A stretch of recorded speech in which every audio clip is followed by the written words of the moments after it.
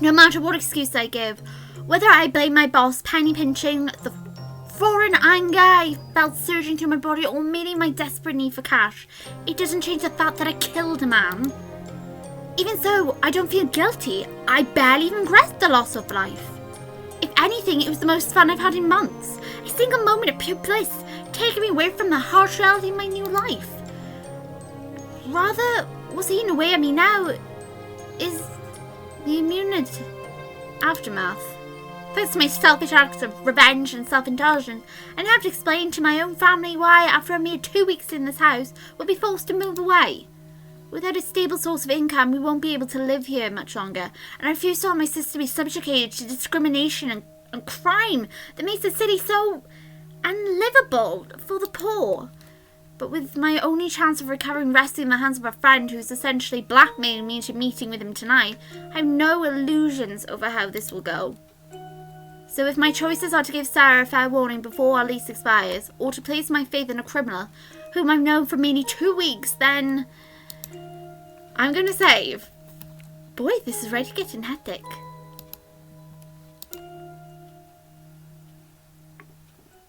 Well, can I even call that a choice? As soon as I entered my temporary home, I noticed a pleasant smell coming from the kitchen. Following my nose, I traced the source of the scent back to the chef of the household, who immediately ran over to my side. Oh, welcome back. I thought it was about time for you to get home. I've been waiting all afternoon. The young girl waiting for me was Sara, my twin sister, the only family I have left. Unlike me, Sara is still in school. She's been getting home a few hours earlier than I have lately, giving her ample time to take care of the household chores. Kind, gentle, dependable, smart, Sara is the image of an ideal little sister without whom I'd have never made it this far. I'm not that late, am I? Not at all. In fact, you're just in time. In time? In time for what? Given my first observation upon entering the house, I already had a good idea of what awaited me. However, even with Sara standing before me while wearing an apron, something didn't seem right.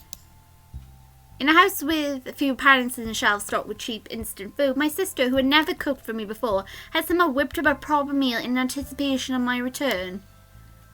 I could ignore the fact that this house smells like real food for once, but where on the earth did the ingredients and utensils come from? Since Sara and I began living on our own, we've been eating instant food every day, unable to afford anything better.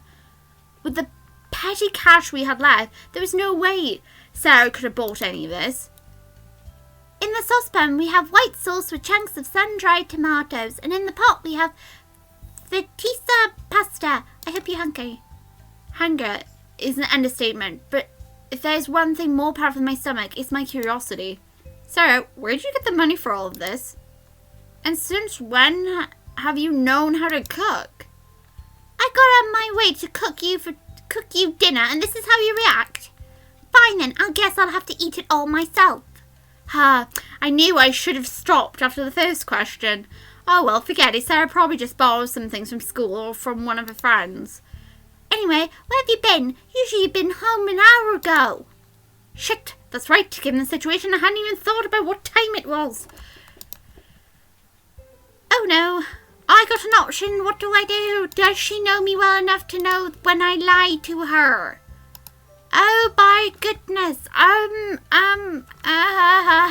Find out what I say next time in sickness.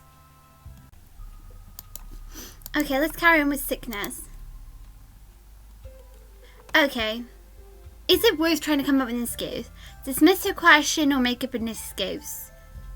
Let's ignore her question. Nah, better just play it off. An excuse made up on the spot would just make her suspicious. Just at work. I must have lost track of time. Anyway, did I miss anything?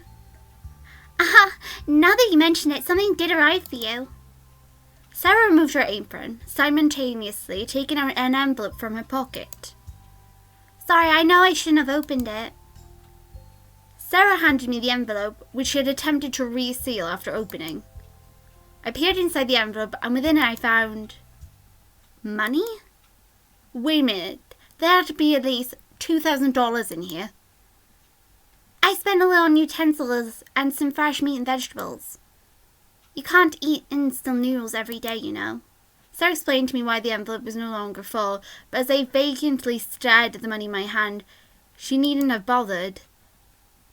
Even at the pay I was promised, I should have made less than $1,000 in total. For there to be over double that left after Sara's expenses, this must be Marcus's doing.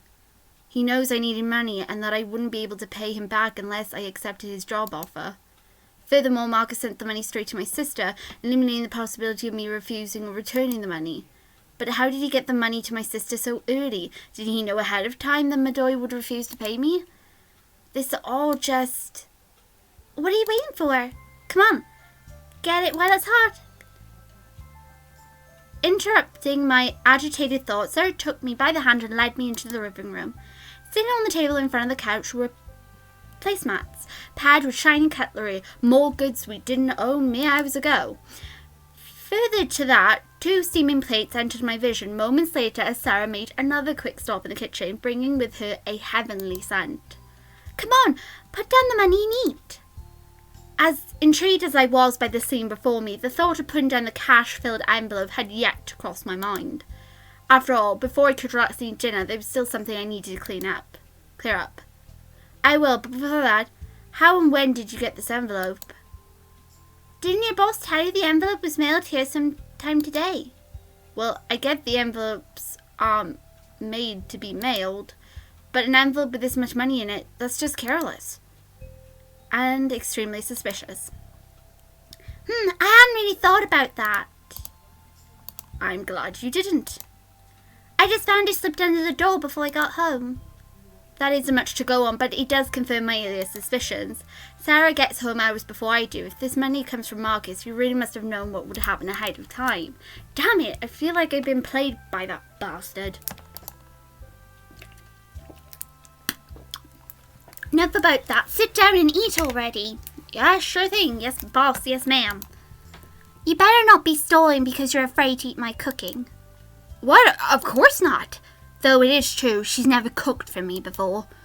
Oh well, it certainly smells nice enough. Whoa, this is actually pretty good. It might be because I've been eating instant food for weeks on end, but it tastes like something I'd actually pay for. Though it might taste better if a certain someone wasn't analysing every bit I take. Maybe some fever will get her off my back. Tease her, it smells better than it tastes, or it's good.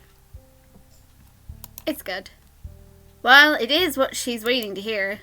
It tastes great. You did really well. Of course I did. Just who do you think you're talking to?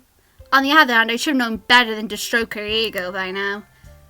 Whatever the case, it really is nice to be eating real food again. What are you talking about? It's only been a couple of weeks, you know. For you, maybe, but I've gone from a month of hospital food straight to nothing but instant noodles. Alright, I guess it's been a while for you. As much as I tried to sympathise with Sara, my life hasn't been so grand lately either.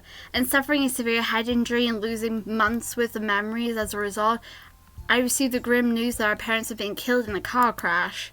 Worse, since the circumstances surrounding the death were deemed suspicious, their assets were frozen, leaving Sara and I without a dime.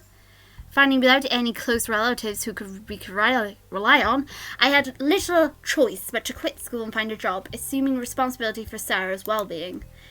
So now, after suffering so much hardship in such a short amount of time, being able to indulge in a peaceful home life like this is a dream come true. Either way, you're right, it is nice. It feels like we've finally gotten some piece of our old lives back. I couldn't agree with you any more. And with that in mind, dear sister, what will be the next set of the Telsa family restoration project? The what? If we're going to restore our lives to what they were, we need to plan out what we're going to do. What's next? A car, a bigger TV, a live-in maid? Like I'd let you get a live-in maid, you pervert. But you do have a point. We should have some kind of plan to manage from now on. What do we do next? There are lots of things still missing from this house. the facility work. We have minor luxuries like a television or a refrigerator, but it's still a far way off feeling like home. It's not something we need to figure out right away. Just give it some time, though.